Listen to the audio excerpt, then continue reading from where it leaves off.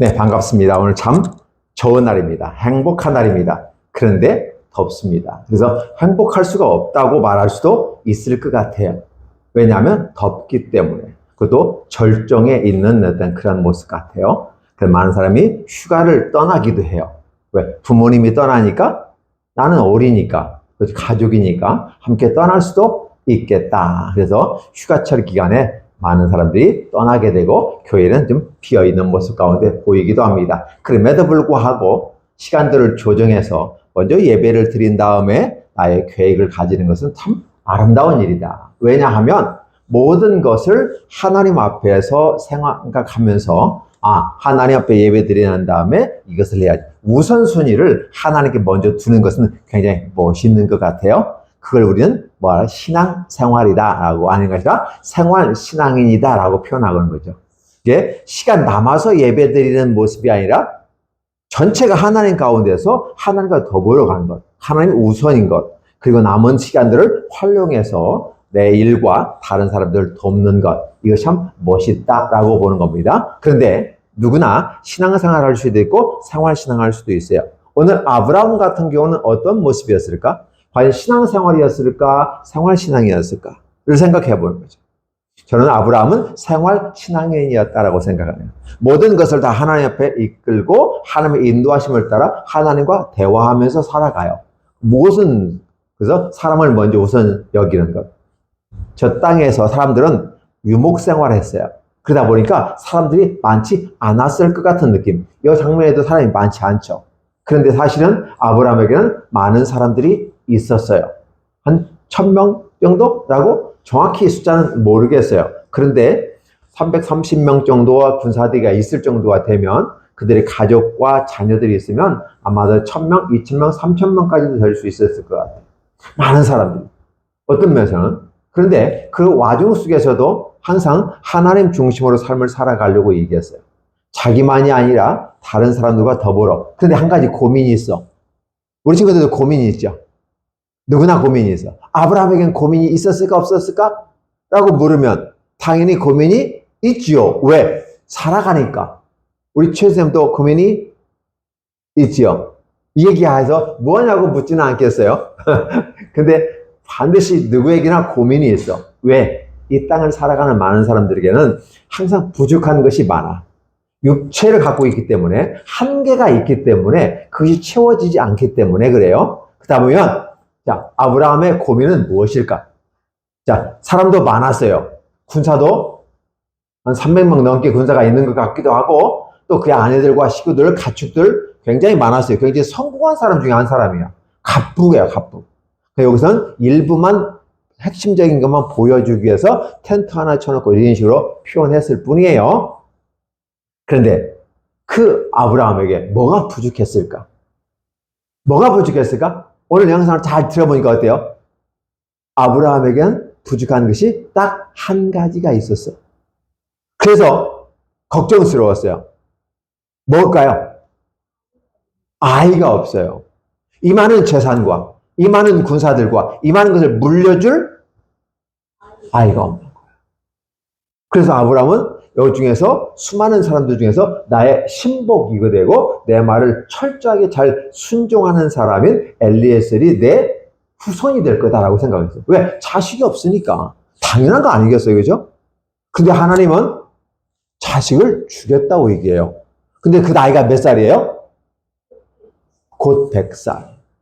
아마 99세 정도 된 것 같아요. 왜? 천사가 와서 내년 이맘때 1년 후에 아기를 가질 것이다라고 하고 갔단 말이에요. 그렇죠? 이 보면 아마 99세 정도. 그럼 사라는 몇 살 정도였을까요? 10년 차이니까 90에서 하나 빼면 89세. 89세. 89세 할머니일까요? 아줌마일까요? 아가씨일까요? 할머니. 당연하지요. 할머니죠. 할머니가 아기를 낳는다는 건 가능할까요? 불가능한 거죠. 그렇죠? 사실 이 땅에 큰 행복을 줄 수 있는 것은 바로 불가능한 것들이 많아. 우리가 하고 노력해서 얻을 수 있는 것도 행복을 줄 수 있는데 진짜 우리에게 행복을 주는 것은 우리가 할 수 없고 누가 해주셔야 되냐? 하나님이 해주셔야 된다는 거였어요. 진짜 행복은 하나님과 함께 가는 거고 하나님과 동행하는 거였어요. 내가 노력해서 공부할 수 있어요. 내가 노력해서 돈을 벌 수 있어요. 내가 노력해서 뭘 성공할 수 있어요. 그래서 행복할 수 있어요. 맞아요. 이 땅에서는. 그냥 저 땅, 저 천국에서는, 저 천국과 지옥으로 나누는 그 시점에서는 우리에게 권리가 없어요.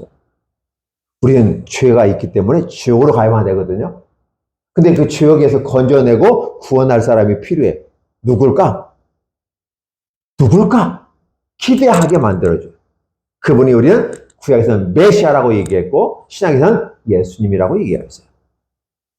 그러면 그 예수님을 앞으로 우리에게 주실 것이다 라고 하는 것을 희망을 주기 위해서 구약 사람들에게도 뭐냐면 너에게 아이가 태어날 거야. 그래서 내가 너한테 복을 주는데 너와 내 자손이 복을 받을 것이다. 아브라함과 그 자손이 또 그 자손들이 복을 받을 거야. 이렇게 표현하고 있어요. 그럼 어떻게 돼요? 아브라함은 지금 자식이 없는데 자식이 있을 거라고 그래요. 근데 99세가 89세 할머니가 아기를 낳을 수 있어? 불가능한 거야. 그러다 보면 불가능한 것을 가능하게 하시는 하나님을 쳐다보라고 하면 우리는 에이 말도 되지 않는 소리야. 그죠? 말도 되지 않는 소리야. 어떻게 89세 할머니가 아기를 낳을 수 있단 말이야? 라고 얘기할 수도 있을 거다. 근데 하나님은 왜? 네가 나를 뭘로 보냐? 나는 하나님이다. 내가 너에게 주는 것은 네가 할 수 없는 것을 주는 거야. 그걸 가르쳐 우리는 은혜다. 네가 노력하고 수고하면 당연히 수고해서 얻은 거잖아. 그건 은혜가 아니야. 네 수고와 노력일 뿐이야. 그리고 그렇게 또 노력을 또 해야만 하는 건 당연한 거야. 근데 해도 안 되는 게 있어. 뭘까? 하나님이 해 주셔야 되는 게 있어. 그 은혜다. 그럼 그 은혜의 내용은 뭘까? 뚜껑을 한번 살짝 열어보니까 거기는 아기라는 거예요. 불가능한 아이를 주신다는 거예요. 그 아이가 누굴까요? 나중에 따단 하고 태어났는데 응애 하고 태어난 애기 이름 뭘까요? 두자. 이 두 개니까 이잖아.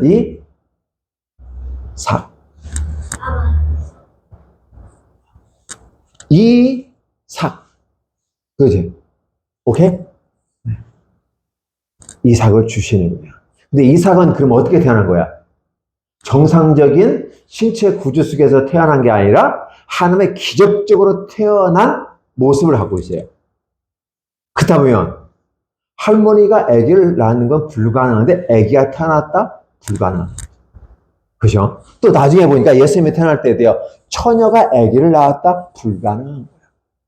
기적 중에 기적이야. 그러면 이 사건은 어떻게 돼요? 처녀가 남자가 없이 아기를 가지는 것도 기적이지만 할머니가 아기를 가지는 것도 기적이야. 그럼 어떻게 돼요? 이삭과 예수님은 어떻게 돼요? 같은 레벨로 보는 거죠. 같은 수준으로 보는 거죠.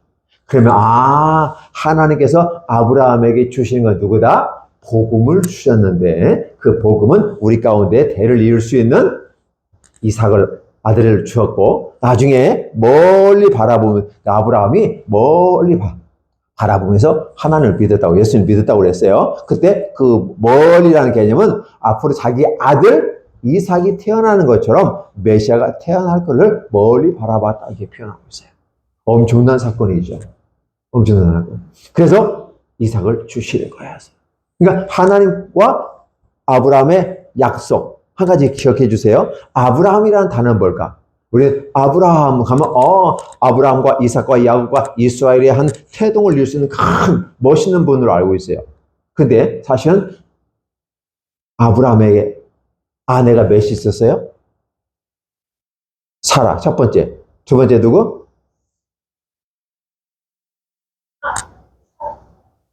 사라의 첫 번째. 두 번째 누구? 갈. 그죠? 세 번째. 이 세 번째 맞추면 스티가 세 개.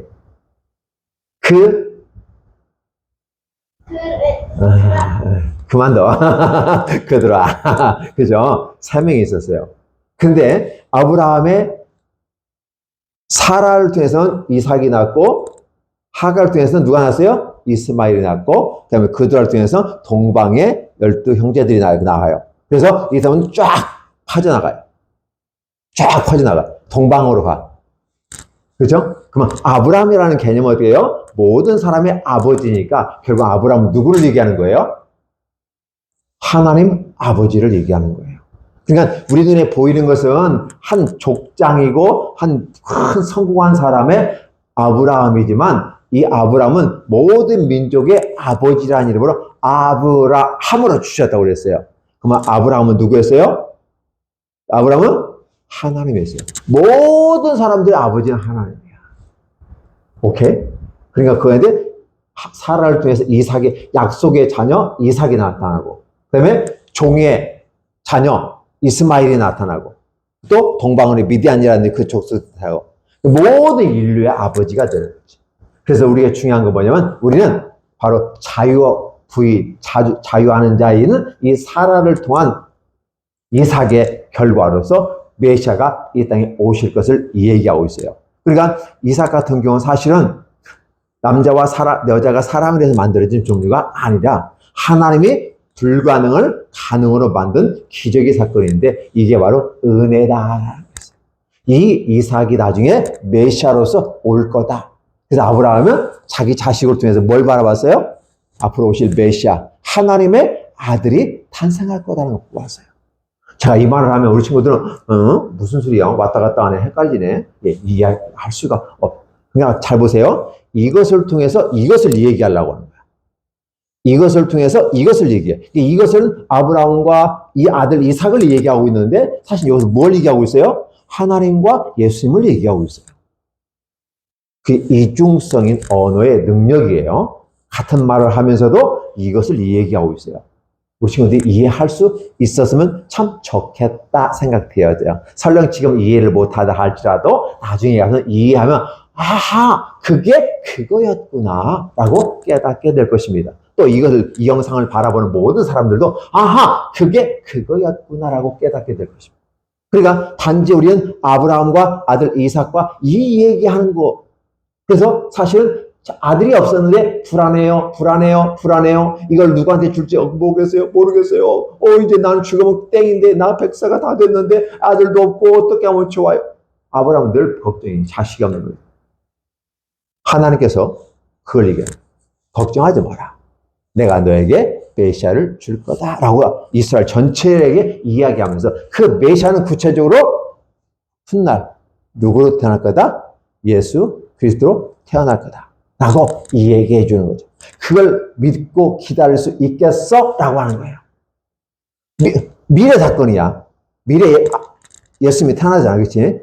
근데 과연 믿고 기다릴 수 있겠어? 라고 했는데 아브라함은 멀리서 바라보고 믿었다라고 표현합니다. 그럼 우리는 어때요? 아브라함 멀리서 우리는 이쪽 바라보면 되어진 일을 보고 믿는 거예요. 예수님이 이 땅에 기쁘다 그저 오셨어요. 그리고 예수님은 십자가에 못 박혀 해주시고 올라가셨어요. 그 다음에 다시 오신대요. 기쁘다 그저 다시 오시는 거예요. 재림하시는 모습으로 이제 진정한 우리에게 행복을 주시는 것으로 이 얘기예요. 그래서 에덴 동산에 쫓겨난 우리가 다시 에덴 동산에 들어갈 수 있도록 만들어가는 하나님의 놀라운 얘기, 놀라운 사랑 얘기. 누구를 위한 것? 우리 친구들을 위해, 또 선생님을 위해서, 또 목사님을 위해서 하나님께서 놀라운 사랑 얘기를 해주고 있어요. 그 사랑은 어떠한 사랑이야? 그 사랑은 하나님이 의리하신 예수 그리스도 독생자 하나. 그래서 아브라함의 아들이 몇 명이었었어요? 아브라함의 아들, 사라를 통한 아들 한 명이었어요. 이삭 한 명이었어요. 그래서 이삭이 딱 하나만 독자로 태어났던 거죠. 어렵죠? 네, 어려운데 이 비밀을 깨닫는 것이 중요해요. 그러면 하나님이 우리를 얼마나 어떻게 사랑하는지를 알아. 할아버지에게 아들을 주신 하나님은 오늘 우리에게 과연 무엇을 주실까? 예린이와 예술이에게 하나님 무엇을 주실까? 저는 아직 어리고 칠도 안 갔는데요. 저한테 아기는 필요 없어요. 맞아. 지금 현재 예린이와 예술이라든지 우리 청소년들에게는 아기가 필요 없어. 지금 성장해야 되고 어른이 돼야 돼. 어른이 되면 필요할 수도 있어. 지금 뭐가 필요할까? 우리 친구들에게 지혜가 필요하죠. 어떤 지혜가 필요할까요? 하나님의 말씀을 듣고 깨닫는 지혜. 그리고 그걸 지식화하며 가면서 내가 삶을 풍성하게 누리고 이러한 모든 것으로 말하면 행복해지고 하나님의 뜻을 알고 행복해지는 것이 필요해요. 아브라함에게는 지금 아들이 없잖아, 그죠? 근데 우리 친구들은 지금 뭐가 없어요? 지혜가 필요하다는 거예요. 하나님의 말씀을 듣고 깨달을 수 있는. 하나님, 우리 기도해 보아요. 하나님, 우리에게 부족한 게 무엇일까요? 아브라함은 자식이 없었는데 지금은 나의 이 현 입장에서 무엇이 없어요?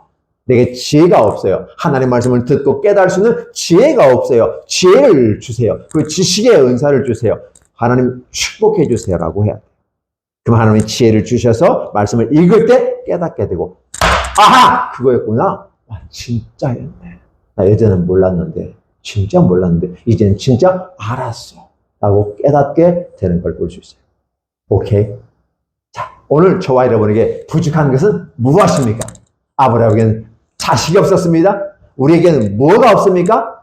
우리에게는 지혜가 없습니다. 하나님 지혜 주십시오. 그리고 우리에게는 성령님이 필요합니다. 성령님을 주십시오. 그래서 지혜의 영이신 성령님이 우리 가운데 오셔서 지혜롭고 반짝반짝 브릴리언트 빛나는 모습으로 우리 모든 친구들에게 하나님 축복해 주시기를 예수님의 이름으로 축원합니다.